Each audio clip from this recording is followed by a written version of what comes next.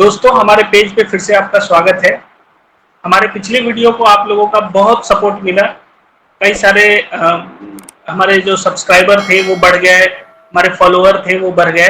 आशा रखता हूं कि इसी तरह इस वीडियो को भी आप उतना ही सपोर्ट करेंगे, उतना ही प्यार देंगे।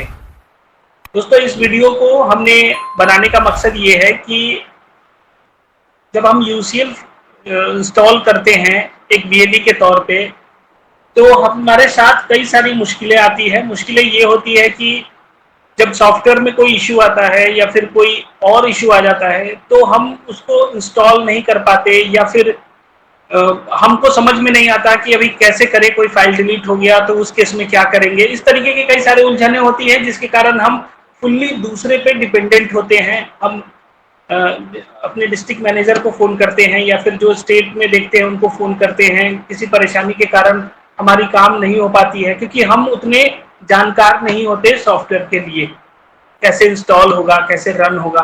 तो इस वीडियो में हमने इसी के बारे में बताने की कोशिश कर रहा हूं, जिससे आपको किसी पे डिपेंडेंट रहने की ज़रूरत नहीं पड़ेगी।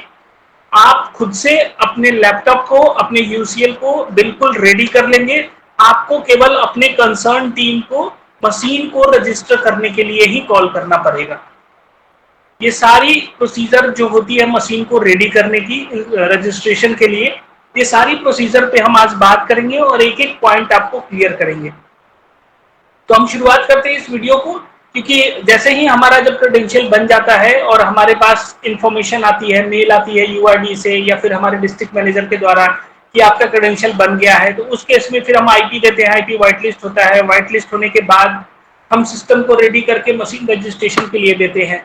तो ये जो पूरा प्रोसीजर है, जब हम आईपी दे देते हैं तो हम अपने लैपटॉप को कैसे रेडी करके रखें, ये तरीका हम आपको बताने जा रहे हैं। इसके लिए आपको डिस्ट्रिक्ट मैनेजर से आपको एक लिंक मिलता है जिससे सॉफ्टवेयर डाउनलोड हो जाता है। वो लिंक हम जो सॉफ्टवेयर के लिंक है वो हम इसके डिस्क्रिप्शन में डाल देंगे ताकि बीएलई वहां से डाउनलोड कर सकते हैं। अभी हम सबसे पहले अगर जो हम लिंक शेयर करेंगे उससे ये 4 फाइलें डाउनलोड होगी, जिसमें सबसे पहला है आधार एनरोलमेंट क्लाइंट फुल वर्जन, जो कि यूसीएल के लिए ये सॉफ्टवेयर है। इसमें इसके अलावा हमारे पास 3 है। एक क्रेडेंशियल फाइल है, रजिस्ट्रार फाइल है और प्रॉक्सी फाइल है। ये 4 तरह के फाइलें आपके पास होनी चाहिए जब आप सिस्टम को रेडी करने जा रहे हैं। अब जब हम ये चारों सॉफ्टवेयर डाउनलोड कर लेंगे तो हम सबसे फर्स्ट पे आते हैं। ये जब डाउनलोड होगी तो रार फाइल में होगी। उस रार फाइल को हम एक्सट्रैक्ट करेंगे और एक्सट्रैक्ट करके वहीं पे इसको फोल्डर में कन्वर्ट करेंगे। जैसे मैंने यहाँ एक्सट्रैक्ट ऑल करा, इसमें ऑप्शन आता है एक्सट्रैक्ट हेयर। आप वो एक्सट्रैक्ट हेयर करेंगे तो इसी फोल्डर में वो सारी फाइलें बन जाएगी। जैसे अभी देखिए आपके सामने बनना शुरू हो गया है। इस तरीके से आधार एनरोलमेंट क्लाइंट को हम एक्सट्रैक्ट करके इसको फोल्डर में कन्वर्ट करेंगे। उसके बाद हम ये देखेंगे कि इसमें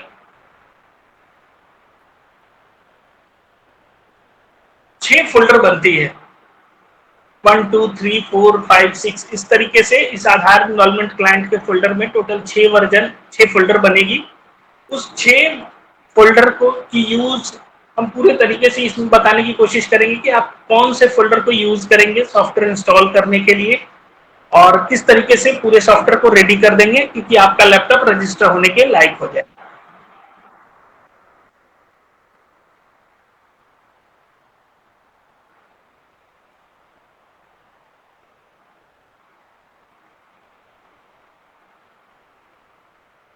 ये हमारा आधार एनरोलमेंट क्लाइंट का वर्जन जो रार फाइल था वो एक्सट्रैक्ट हो रहा है और वो फोल्डर में कन्वर्ट हो रहा है।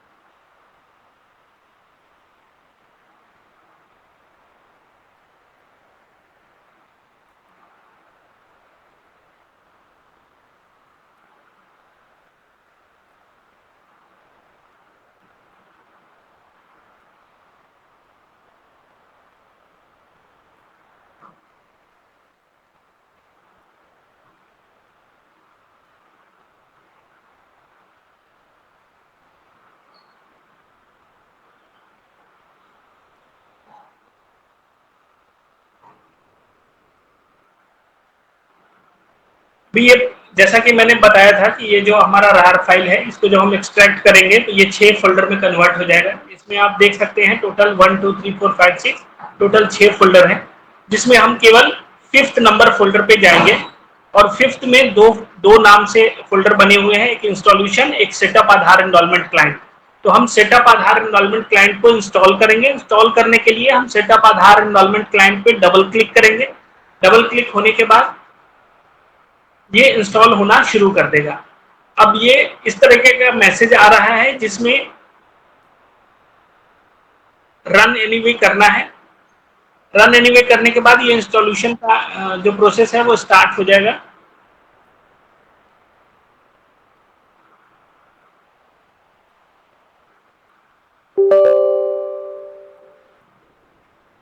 ये हमको यस करना है।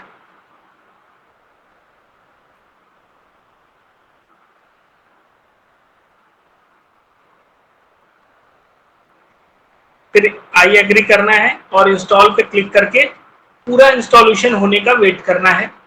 लास्ट ऑप्शन जब आएगा हम उसे फिनिश करेंगे। फिनिश करने के बाद हमारा जो आधार का सॉफ्टवेयर है वो पूरी तरह इंस्टॉल हो जाएगा।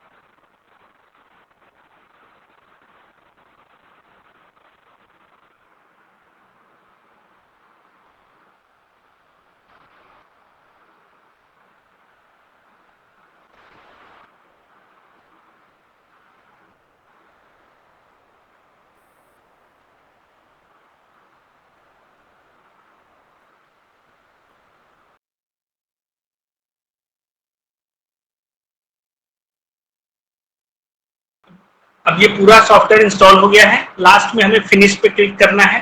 जैसे हमने फिनिश पे क्लिक करा कि डेस्कटॉप पे एक आइकन बन के आ जाएगा जिसमें आपको आधार एनरोलमेंट क्लाइंट जो कि यहाँ दिख रहा है इस तरीके से दिखेगा। अब यहाँ पे मैं एक जरूरी की बात बता दूं कि हमारा आधार का सॉफ्टवेयर जब तक रजिस्टर नहीं हुआ है, जब भी हमको उसको ओपन करना हो तो हम उसको ओपन करने के लिए ECA सर्च में ECA टाइप करेंगे और उससे ही हम आधार का सॉफ्टवेयर ओपन करेंगे। जब हमारा सॉफ्टवेयर रजिस्टर हो जाएगा, जब हमारा सॉफ्टवेयर रजिस्टर हो जाएगा उसके बाद ही हम डेस्कटॉप पे जो बने हुए आइकन है उससे उसको ओपन करना शुरू करेंगे। उससे पहले जब भी आधार का सॉफ्टवेयर खोलना हो तो हम ये सर्च में जाके वहां पे ECA टाइप करेंगे और ECA में आइकन ओपन होगा और उससे हम ECA आधार एनरोलमेंट क्लाइंट ओपन करेंगे। ये ECA ओपन हो गया। इस तरीके से हम ECA ओपन करेंगे। फिर यहाँ पे आधार का क्लाइंट ओपन होगा।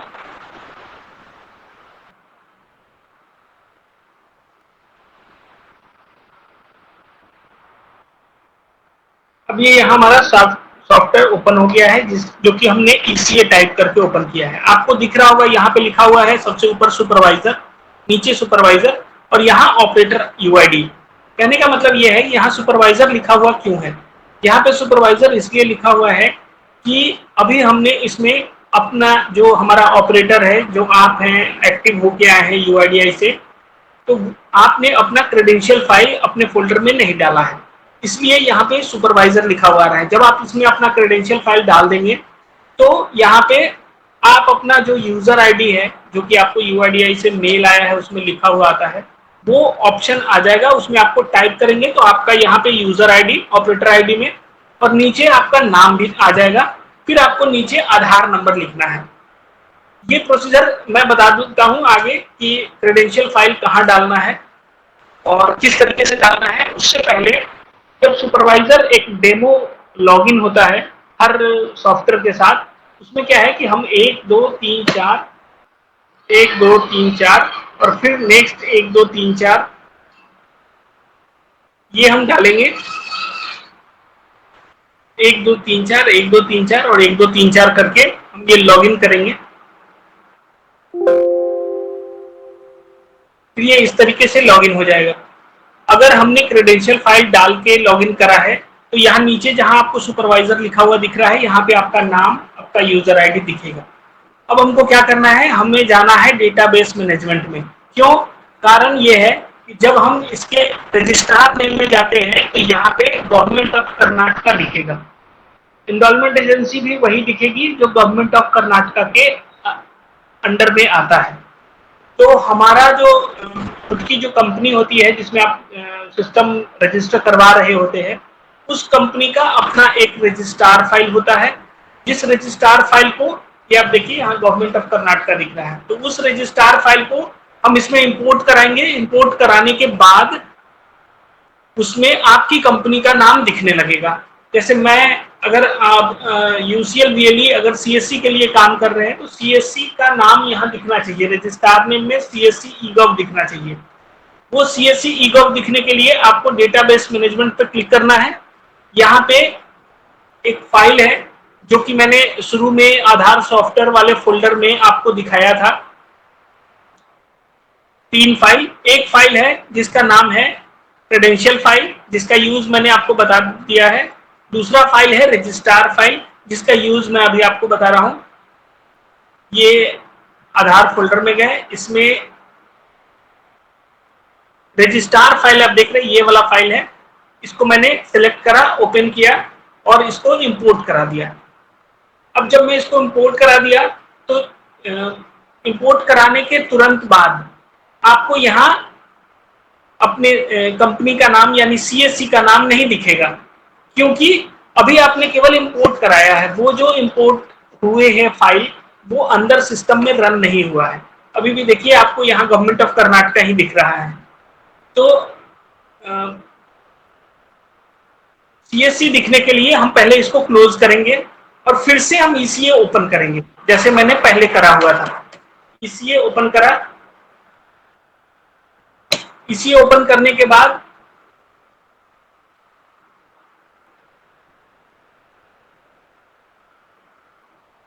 यहाँ पे हमने ऑपरेटर आईडी में 1 2 3 4 1 2 3 4 और 1 2 3 4 3 बार हमने एंटर कर दी। उसके बाद इसको लॉगिन करेंगे। अब हमको हमारी कंपनी जो सीएससी गवर्नेंस है उसके नाम दिखने लगेंगे, क्योंकि हमने इसमें सीएससी गवर्नेंस का ही रजिस्ट्रार फाइल इंपोर्ट कराया है। और चूंकि हम यूसीएल चला रहे हैं तो हमें सीएससी बैंक बीसी, जो कि हमारा एनरोलमेंट एजेंसी है, आप उसको सिलेक्ट करेंगे।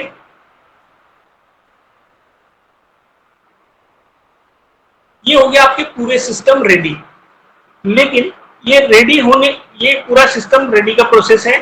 इसके बाद आप मशीन को, किसी को भी डिस्ट्रिक्ट मैनेजर के थ्रू आप जो भी रजिस्टर करते हैं मशीन, उनको कॉल करके रजिस्टर करवा सकते हैं।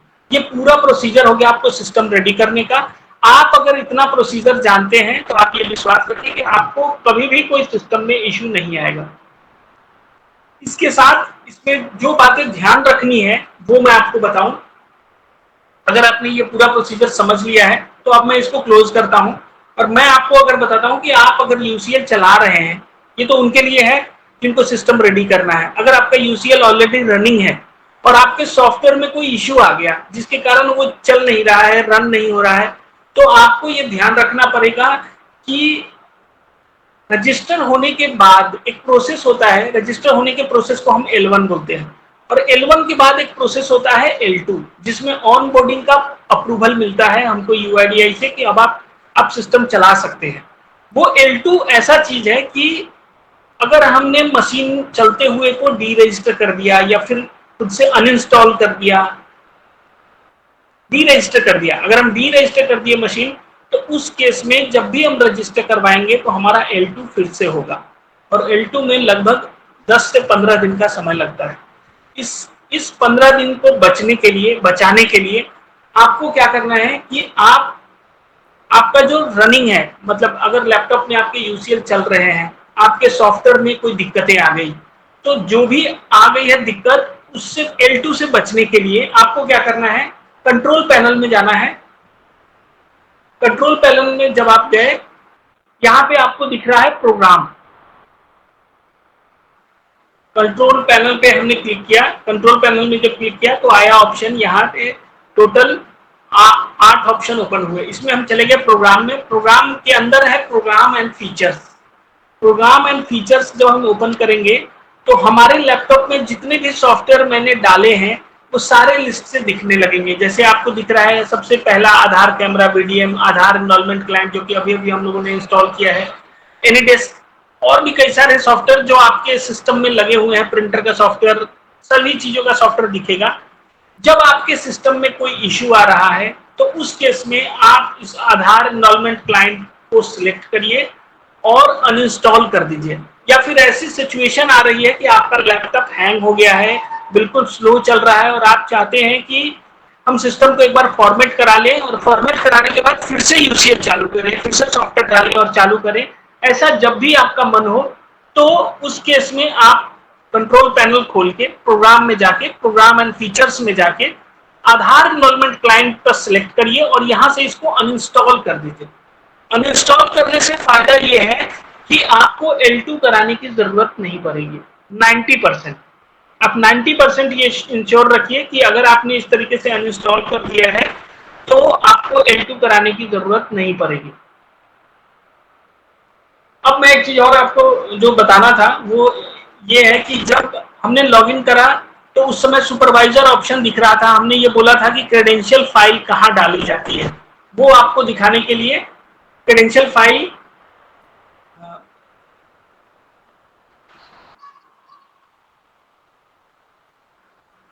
हम ये आधार सॉफ्टवेयर में आपको दिखाते हैं। आधार सॉफ्टवेयर में सबसे पहले कि क्रेडेंशियल फाइल होता क्या, कौन सा है, और उसके बाद हम ये बताएंगे कि क्रेडेंशियल फाइल को हम डालते कहाँ हैं, किस फोल्डर में करते हैं ताकि वो क्रेडेंशियल अपना काम करने लगे। तो ये इसमें सॉफ्टवेयर रखा है, हमने आधार फोल्डर में उसको ओपन करा। अभी मैंने पूरे सिस्टम का प्रोसीजर बता दिया। इसी प्रोसीजर के बीच में मैंने आपको बताया था कि क्रेडेंशियल फाइल इसमें हमने डाला नहीं है, इसलिए ऑपरेटर जो भी आप ऑपरेटर हैं या सुपरवाइजर हैं, आपकी आईडी शो नहीं हो रही है। तो हमने आधार एनरोलमेंट क्लाइंट के अलावा तीन फाइलें और डाली थी, जिसमें एक था प्रॉक्सी फाइल, दूसरा था रजिस्ट्रार फाइल, तीसरा था क्रेडेंशियल फाइल। रजिस्ट्रार का यूज हमने आपको पूरा प्रोसीजर बता दिया। अब हम क्रेडेंशियल फाइल कहाँ डालते हैं, किस जगह पेस्ट करेंगे सॉफ्टवेयर में रन करने के लिए, वो आपको दिखा रहा हूं। ये हमने पहले जो आपको फोल्डर दिखाया था वो खोल लिया। ये है हमारा यूजर क्रेडेंशियल, ये भी है रार फाइल में। इस पे भी हम राइट क्लिक करेंगे और एक्सट्रैक्ट ऑल करेंगे या एक्सट्रैक्ट हेयर करेंगे।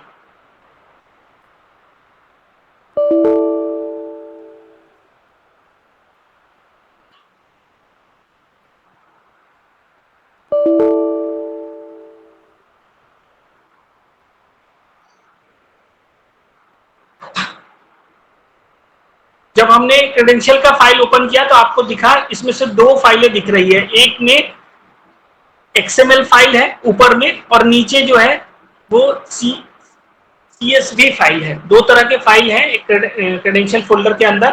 पहला है XML और दूसरा है CSV। तो हमको XML फाइल कॉपी करना है जो कि XML है। कॉपी करा, फिर हम चले जाएंगे C ड्राइव में। C ड्राइव में UIDI फोल्डर है, UIDI के अंदर आधार फोल्डर है और आधार फोल्डर के अंदर डेटा फोल्डर है। इस डेटा फोल्डर में पहले से क्रेडेंशियल फाइल है। इसी क्रेडेंशियल फाइल की वजह से आपको वहां सुपरवाइजर लिखा हुआ दिख रहा था। अब हमने इसमें आपका जो क्रेडेंशियल है, जो आप एक्टिवेशन होके आया है UIDI से, वो वाला क्रेडेंशियल फाइल हमने इसमें पेस्ट कर दिया। अब आपको इसमें वो यूजर दिखने लगेंगे। इसको दिखाने के लिए मैं एक बार फिर से आपको ओपन करूं। इस तरीके से हमने क्रेडेंशियल फाइल डाल दिया और इसमें एक प्रॉक्सी फाइल है, जो प्रॉक्सी फाइल हमको डेटा फोल्डर के ठीक ऊपर CONF नाम का एक फोल्डर है, इस CONF फोल्डर में पेस्ट करना है। इसमें पहले से भी प्रॉक्सी फाइल है, आपको उसको रिप्लेस करना है। ये तीनों फाइल का यूज मैंने बता दिया आपको। अब मैं आपको दिखा रहा हूं कि क्रेडेंशियल फाइल जब हमने डाल दिया तो ECA लॉगिन करने में क्या चेंजेस आया। अभी हमने फिर से यहाँ सर्च में टाइप करा ECA और ECA ओपन किया है। अभी आपको जब पहले सुपरवाइजर लिखा हुआ दिख रहा था, वो अब सुपरवाइजर लिखा हुआ नहीं दिखेगा, आपको उसमें यूजर आईडियां दिखने लगेंगी। तो आपका जो भी यूजर आया है वो अपना यूजर उसमें टाइप करेंगे, ऑटोमेटिक आपका नाम नीचे आ जाएगा और उसके बाद आपको अपने आधार नंबर यहाँ एंट्री करनी है। ये देखिए यूजर आईडी आने लगा। अब इसमें आपका जो भी आईडी है आप इसमें टाइप करेंगे।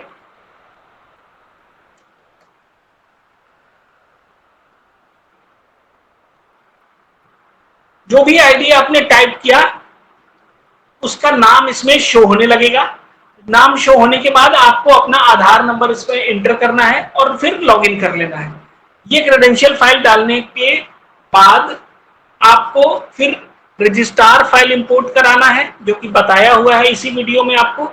और उसके बाद हम पूरा सिस्टम रेडी करके अपने डिस्ट्रिक्ट मैनेजर को इन्फॉर्म करेंगे कि ये हमारा मशीन आप रजिस्टर करवा दीजिए।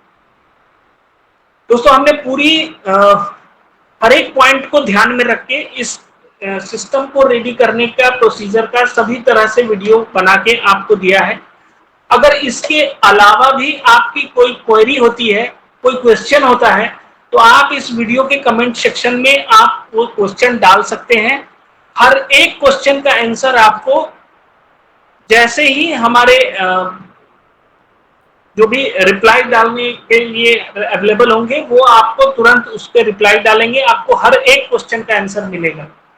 इसके साथ साथ जल्द ही हम एक और अच्छा वीडियो आपके लिए बनाएंगे, जिसमें जब आपके पूरे सिस्टम रेडी हो जाने के बाद, रजिस्टर हो जाने के बाद, L2 प्रोसीजर हो जाने के बाद सिस्टम को चलाना कैसे है, वो प्रोसीजर का वीडियो हम जल्दी ही आपको अगले वीडियो में शेयर करेंगे। उम्मीद रखते हैं पिछले वीडियो को जिस तरीके से आप लोगों ने प्यार दिया है उससे बढ़ के इस वीडियो को सराहेंगे, इस वीडियो को चाहेंगे। धन्यवाद।